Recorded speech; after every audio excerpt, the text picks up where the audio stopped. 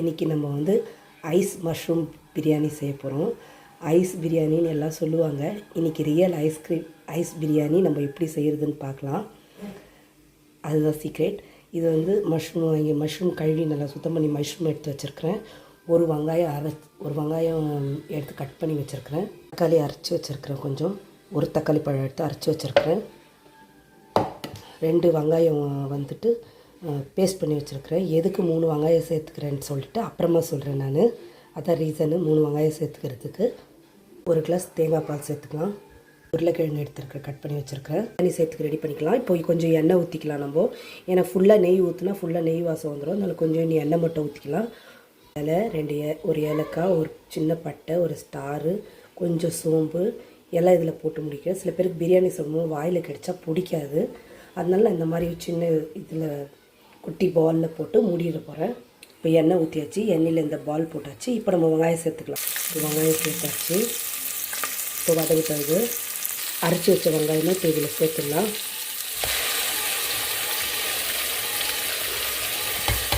இப்போ ரெண்டும் நல்லா வதங்கிட்டோம். தக்காளி போட்டாச்சு. தக்காளியும் போட்டேன். வெங்காயம் வதங்கிடுச்சு, தக்காளியும் போட்டாச்சு. இப்போ நம்ம இஞ்சி பூண்டு விழுது சேர்த்துக்கலாம். ஒரு மசாலையும் சேர்க்க ஆரம்பிச்சிடலாம். இப்போ புதினா இலை, கொத்தமல்லி இலை, அப்புறமா 2 பச்சை மிளகாய் எல்லாம் சேர்த்தாச்சு. இப்போ நம்ம இஞ்சி பூண்டு விழுது சேர்த்துக்கலாம். ஒரு 1/2 டீஸ்பூன் நம்ம மிளகாப்பொடி சேர்த்துக்கலாம். ஃபஸ்ட்டு மிளகாப்பொடி கொஞ்சம் வதங்கட்டும். எண்ணெயிலே வதங்கட்டும். எண்ணெய் தெரிஞ்சு வரப்போ நம்ம இஞ்சி பூண்டு விழுது சேர்த்துக்கலாம். இப்போ 1/2 டீஸ்பூன் இஞ்சி, 1/2 டீஸ்பூன் பூண்டு சேர்த்தாச்சு. இப்போ நல்லா வதக்கி எடுத்துக்கலாம்.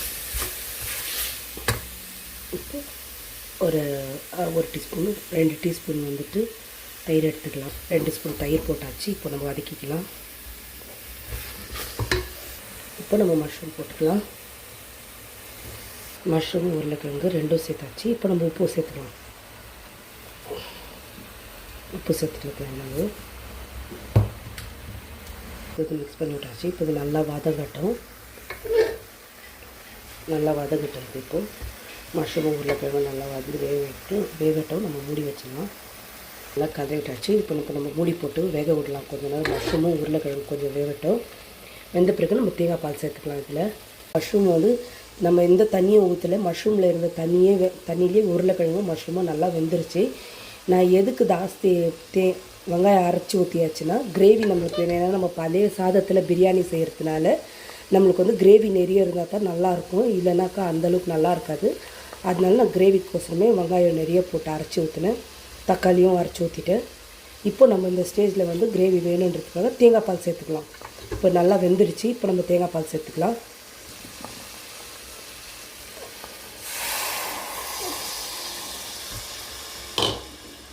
இப்போ இது கொஞ்ச நேரம் வெந்தால் போதும். ஏன்னா நம்மளுக்கு கிரேவியை தான் வேணும். நம்ம நல்லா இது பண்ணக்கூடாது. கிரேவியாகவே எடுத்துக்கலாம். இப்போ ஒரு 5 நிமிஷம் விட்டுட்டு நம்ம எடுத்துக்கலாம். அவ்வளோதான். இப்போ இதில் வந்து கொஞ்சம் வாசனைக்கு லாஸ்ட்டாக கரம் மசாலா தூள் எடுத்து தூவிக்கலாம். 1 டீஸ்பூன் கரம் மசாலா தூள் தூவிக்கலாம். நல்லாயிருக்கும். வாசனைக்கு லாஸ்ட்டாக தூக்கினா அந்த ஸ்மெல் நல்லாயிருக்கும். இப்போ மிக்ஸ் பண்ணி விட்டுக்கலாம்.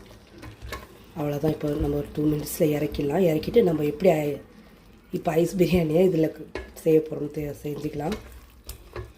தான் ஃப்ரெண்ட்ஸ் ஐஸ் பிரியாணி.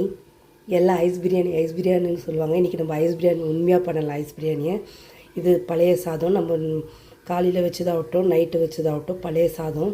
ஏன்னா மறுபடியும் வெள்ளை சாதம் சாப்பிட்ணுன்னா சில பேருக்கு பிடிக்காது. பழைய சாதத்தை நம்ம வந்துட்டு இந்த சாதத்தை வந்து யூஸ்ஃபுல்லாக நம்மளுக்கு டேஸ்டியாக மாற்றிக்கலாம், தாளிக்கலாம். பட் பிரியாணியாகவும் மாற்றலாம் இந்த சாதத்தை.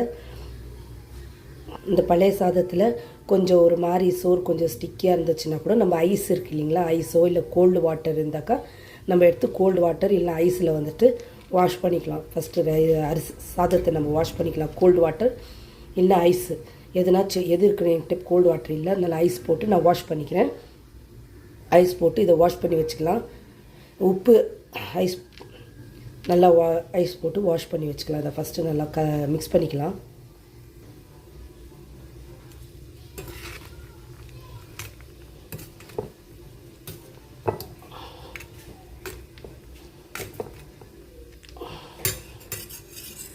இப்போ இது ஐஸில் நல்லா மிக்ஸ் பண்ணி எடுத்துட்டேன். இப்போ தண்ணி கொஞ்சம் நேரம் நல்லா இருட்டும். ஏன்னா ஸ்டாண்டர்டில் வச்சுருக்கிறேன் நான். ஸ்டெய்னர் பண்ண வச்சுருக்கிறேன். இப்போ தண்ணி நல்லா வடிகட்டட்டும் நம்மளுக்கு. இல்லை ஐஸ் வாட்டர் உங்கள்கிட்ட இருந்தாக்கா அதையும் ஊற்றி நம்ம கழுவி வடிகட்டி வச்சுக்கலாம். ஏன்னா அந்த அரிசி வந்து நம்ம பழைய சாதன்றதுனால கொஞ்சம் பூ மாதிரி விரிஞ்சிருக்கும். அதை வந்துட்டு நம்ம நல்லா ரஃப்பாக்கிறதுக்கோசரம் ஐஸ் இது யூஸ் பண்ணுறோம். இப்போ வந்து இந்த ஸ்டேஜில் வந்துட்டு நீங்கள் கொஞ்சம் உப்பு தண்ணி நல்லா வடிகட்டின பிறகு நான் உப்பு போட்டு பொன்னி புழுங்கல் அரிசி சோறு செஞ்சுருக்கிறேன். அதனால எனக்கு உப்பு தேவைப்படாது. நீங்கள் சாதத்தில் உப்பு இருந்தால் உப்பு தேவைப்படாது. சாதத்தில் உப்பு இல்லைன்னா இந்த ஸ்டேஜில் இப்போ தண்ணி இருந்துட்ட பிறகு இப்போ இதில் நீங்கள் உப்பு போட்டு மிக்ஸ் பண்ணிக்கலாம். உப்பு போட்டு மிக்ஸ் பண்ணி எடுத்து வச்சுக்கோங்க. இப்போ எனக்கு உப்பு தேவையில்லை. நான் அதனால் தண்ணி மட்டும் வடிகட்டி இதை எடுத்து வச்சுக்கிறேன் சைடில். மஷ்ரூம் வந்து வெந்துட்டு இருக்குது. அதை வந்து நல்லா வடிகட்டியாச்சு. தண்ணி நல்லா இருந்துருச்சு. இப்போ வந்து தண்ணி இல்லாமல் இருக்குது. இப்போ நான் உப்பும் போட்டு இந்த ஸ்டேஜில் உப்பும் நல்லா போட்டு மிக்ஸ் பண்ணியாச்சு. லைட்டாக மிக்ஸ் பண்ணியாச்சு உப்பு போட்டு. இப்போ இந்த சாதத்தை நம்ம ரெடி பண்ண பார்த்துடலாம். கிரேவியை நான் எடுத்து ஊற்றி வச்சுக்கிட்டாச்சு. தண்ணி ஊற்ற தேவையில்லை. இந்த கிரேவி அப்படியே வச்சுக்கணும், தண்ணி ஊற்றாமல் வச்சு. இப்போ நம்ம குக்கரில் வந்துட்டு கொஞ்சோண்டு நெய் சேர்த்துக்கலாம். கொஞ்சம் நெய் சேர்த்து ப்ரஷ் பண்ணி விட்டாச்சு. நெய் சேர்த்து அவ்வளோ பைத்து ப்ரெஷ் ஆகிடுச்சு. இப்போது நம்ம கொஞ்சோண்டு கிரேவி போட்டுக்கலாம். எனக்கு கொத்தமல்லி இருக்கிறவங்க கொத்தமல்லி கார்னிஷு எல்லாம் பண்ணிக்கலாம். நான் சிம்பிளாக செய்கிறதுனால சிம்பிளாக இவ்வளோ தான் செஞ்சுருக்கிறேன். இப்போ வந்து இது போட்டாச்சு. இப்போ இது மேலே நம்ம ரைஸ் தூவிக்கலாம். நம்ம பொன்னி புழுங்கல் அரிசி ரைஸு தூவிக்கலாம். நம்ம ஐஸ் பிரியாணி தூவலாம்.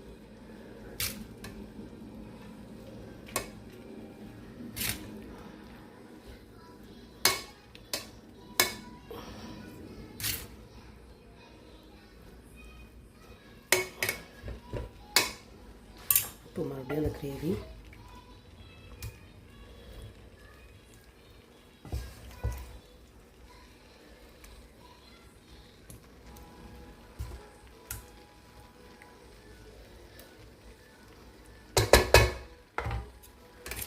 இப்போ வந்து ரைஸு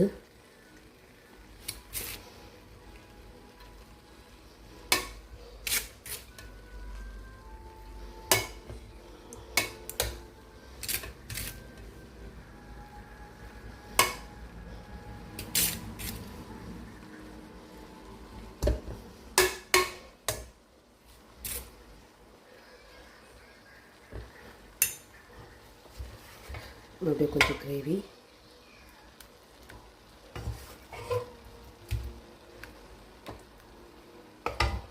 இப்போ இது எல்லாம் ரெடி ஆகிடுச்சு. இப்போ என்ன பண்ணலாம், நம்ம கொஞ்சோண்டு பாலில் வந்து கொஞ்சோண்டு கலர் போக்கும் கலர் வந்து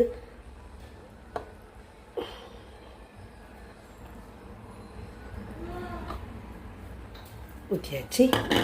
இப்போது ஒரு ஸ்பூன் நெய் எடுத்துக்கலாம். மசாலா எடுத்து வச்சோம் இல்லைங்களா, அதோட அந்த பாலில் அது மேலே கொஞ்சம் அப்படியே நெய் ஊற்றிக்கலாம். ஏன்னா அந்த மசாலாவோட நெய் கலந்து அந்த வாசனை அது உள்ளே போகும். அதில் நெய் அதில் அப்படியே ஊற்றிக்கலாம். அவ்வளோதான், நம்ம பிரியாணி ரெடி ஆகிடுச்சு. இப்போ இது மேலே கொஞ்சம் கொத்தமல்லி தழை தூவிக்கலாம். கொஞ்சம் கஸ்தூரி மெத்தி தழை தூவிக்கலாம். கொஞ்சம் வாசனையாக இருக்கும். வாசனைக்கு கொஞ்சம் கஸ்தூரி மெத்தி தழை தூவிக்கலாம். கஸ்தூரி மெத்தி இலை தூவி அடித்து வாசனைக்கு. அவ்வளோதான், இப்போ நம்ம ஐஸ் பிரியாணி ரெடி ஆகிடுச்சு. இப்போ நம்ம மூடி ஃபாயில் பேப்பர் சுற்றி போட்டு டைட்டாக சிம்மிலேயே 5 நிமிஷம் வச்சிடலாம். ஃபாயில் பேப்பர் நல்லா சுற்றி ஆகிடுச்சு. இப்போ இது மேலே மூடியை போட்டு ஏதாச்சும் ஒரு வெயிட் பொருளை எடுத்து வச்சு விட்டுடலாம். சிம்மில் வச்சு விட்டுடலாம். சிம்மில் ஒரு 10 நிமிஷம் வச்சு விட்டுடலாம். வச்சுட்டு நம்ம அப்புறம் பார்க்கலாம் பிரியாணி. தவா இருந்தால் அடியில் தவா எடுத்து வச்சுருங்க. நான் தவா வைக்கல, டைரெக்டாக வச்சுருக்கிறேன் சிம்மில். ஏன்னா அடி பிடிக்காத மாதிரி நான் பார்த்துக்கிறேன்ட்டு. நீங்கள் தவா இருந்தால் தவா வச்சுக்கோங்க. நம்ம மஷ்ரூம் ஐஸ் பிரியாணி தம் ரெடி ஆகிடுச்சு. நம்ம மஷ்ரூம் ஐஸ் பிரியாணி தம் பிரியாணி ரெடி ஆகிடுச்சு. இப்போ நம்ம திறந்து பார்த்துடலாம், மிக்ஸ் பண்ணி பார்த்துடலாம். நம்ம பழைய ஐஸ் பிரியாணி நம்ம மஷ்ரூம் ஐஸ் பிரியாணியாக செஞ்சுருக்கோம். மஷ்ரூம் தம் பிரியாணியாக நல்லா வந்திருக்கு பாருங்கள், உதிரி உதிரியாக. நம்ம பொன்னி புழுங்கல் அரிசியில் செஞ்ச பிரியாணி யாரும் நம்பவே மாட்டாங்க.